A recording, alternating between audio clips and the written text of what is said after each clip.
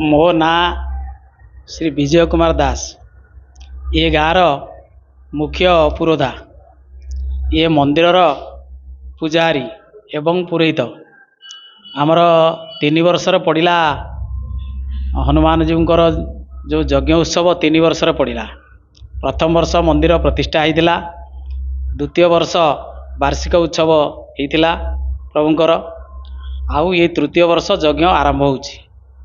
ग्रामवासींकर अवदान एवं आमर से प्रदीप बाबूंकर तत्वावधान रे ये मंदिर सुचारू रूपे चली। तांकर नीतिक्रांति ठीक टाइम अनुसार होची। प्रभुंकर काम आनंद सहकार समस्ते उत्साह सहकार काम करुचंती। आमे आशा रखीचु प्राय 10,000 रु ऊर्ध्व लोक होइजिबे प्रसाद सेवन करिया पाई। पूर्णाहुति पड़ुची सोमवार मंगलवार बुधवार 3 दिन पड़ुची यज्ञ। 3 दिन ने आमर बुधवार दिन पूर्णाहुति हम।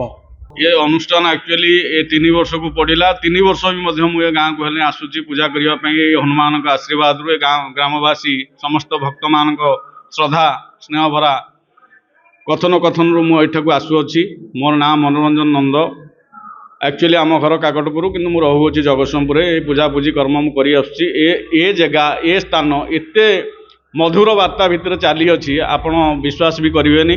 आमर यज्ञर पूर्णाहुति कार्यक्रम बुधवार दिन करा तेणु समस्त भक्तवान को आम तरफ आम मंदिर तरफ निमंत्रण कराऊँगी आसी पहुँचतु। एवं 3 दिन आमर भजन कार्यक्रम रही अच्छी से बड़ बड़ कंठशिल्पी मैंने ओडिशा आसी पहुँचुंट। से नाम श्रीचरण कुमार बापी आउ अलग कि आसुँच। जहाँ हुए ठाकुर कृपार यहीपरि अनुष्ठान चलू था। मो ठाकुर पाखे ये अली करुँच। जय जगन्नाथ जय जगन्नाथ जय जगन्नाथ। प्रदीप कुमार मल्लिक हनुमान अदगा हनुमान कमिटर सदस्य। यज्ञ तो आज 3 वर्ष है बहुत आडंबर आम 3 वर्ष भी करुँ। तो बहुत बाहर लोक भी जग दूसरी कलश यात्रा 108 कलश यात्रा होन्य फंक्शन भी 3 दिन जाक सांस्कृतिक कार्यक्रम सन्धार अच्छी। बाहर बहुत अतिथि भी निमंत्रण होती। प्राय आमर ये 15,000 रु ऊर्ध्व लोक समागम करते।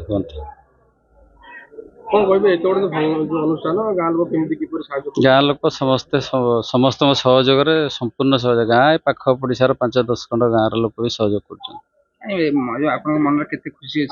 बहुत बहुत खुशी। 3 दिन जाक आम खुशी। 3 दिन पूर्णाहुति बुधवार दिन हम से दिन भी बहुत लोक समागम हे यज्ञ। 1000 लोक खाद्य प्रसाद सेवन भी व्यवस्था अच्छी। बुधवार संध्या 10 तारीख बुधवार संध्या 5टा रु 7टा पर्यंत अच्छी।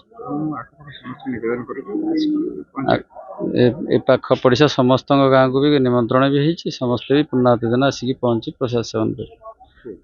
हेलो +2 एग्जामिनीज आईएएस ऑफिसर होगा चाहते कि तेबे टीएससी गुरुकुल जोग दियंतु। +3 टीचिंग सह बाजीराव आईएएस एकेडमी द्वारा कोचिंग पांतु। कॉल 9438782020।